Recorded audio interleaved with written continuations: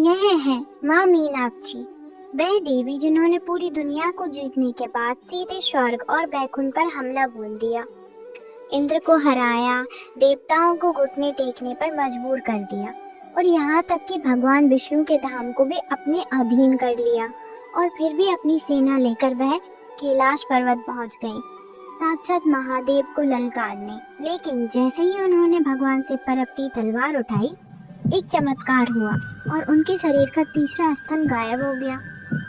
आखिर 3 स्तनों के साथ पैदा होने वाली यह राजकुमारी थी कौन, और क्यों भगवान शिव को इनसे शादी करने के लिए धरती पर आना पड़ा। कहानी शुरू होती है दक्षिण भारत के पांड्य साम्राज्य से। राजा मलय ध्वज के कोई संतान नहीं थी। दरअसल राजा की पत्नी रानी कंचना माला ने पिछले जन्म में माता पार्वती की घोर तपस्या की थी और उन्हें बेटी के रूप में पाने का वचन दिया था।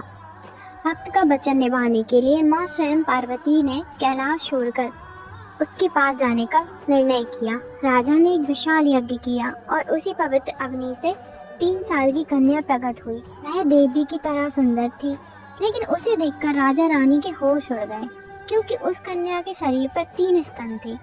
राजा इसे अनर्थ मानने वाले थे। तभी आकाशवाणी हुई, हे राजा डरो मत, यह साधारण बालिका नहीं है, यह साक्षात शक्ति है। इसे एक योद्धा की तरह पालो। जिस दिन यह अपने होने वाले पति को देखेगी, इसका तीसरा स्तन अपने आप गायब हो जाएगा। राजा ने उसे बेटों की तरह पाला और उसका नाम रखा मीनाक्षी। पिता की मृत्यु के बाद मीनाक्षी गद्दी पर बैठी। उन्होंने विश्व विजय की यात्रा शुरू की।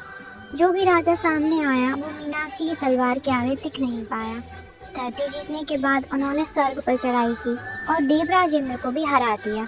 उनकी भूख यहीं शांत नहीं हुई, वे अपनी सेना लेकर भगवान विष्णु के धाम बैकुंठ पहुंच गए। वहां भी उनकी शक्ति के आगे कोई नहीं टिक सका। अब उनके अहंकार की कोई सीमा नहीं थी। उन्होंने सोचा, जब मैं कैलाश को भी जीतकर शिव को अपने अधीन करूंगी। अपनी विशाल सेना लेकर मीनाक्षी कैलाश पर्वत जा पहुंची। नंदी और शिव गणों को हराते हुए वो सीधे महादेव के सामने खड़ी हो गई। मीनाक्षी ने जैसे ही शिव जी पर वार करने के लिए अपनी तलवार उठाई, उनकी नजरें महादेव की शांत आंखों में मिली और उसी पल मीनाक्षी का तीसरा स्तन गायब हो गया। उनके हाथ से तलवार छूट गई और वह युद्ध के मैदान में ही शर्म से झुक गई। भविष्यवाणी सच हो चुकी थी। वह समझ गई थी कि यह साधारण योगी नहीं बल्कि उनके स्वामी हैं। महादेव ने मुस्कुराते हुए कहा, देवी, तुम्हारा जन्म ही मुझसे मिलन के लिए हुआ है। मैं जल्द ही मदद आऊंगा। इसके बाद धरती का सबसे भव्य विवाह हुआ। भगवान शिव सुंदरेश्वर बनकर मदुरई आए। स्वयं भगवान विष्णु जो मीनाक्षी के भाई बनकर कन्यादान किया। आज भी मदुरई का मीनाक्षी अमन मंदिर उसी शक्तिपीठ का प्रतीक है। वहाँ आज भी पहले रानी मीनाक्षी की पूजा होती है और बाद में भगवान शिव की नारी शक्ति के इस अद्भुत रूप के लिए कमेंट में लिखें, जय मीनाक्षी देवी।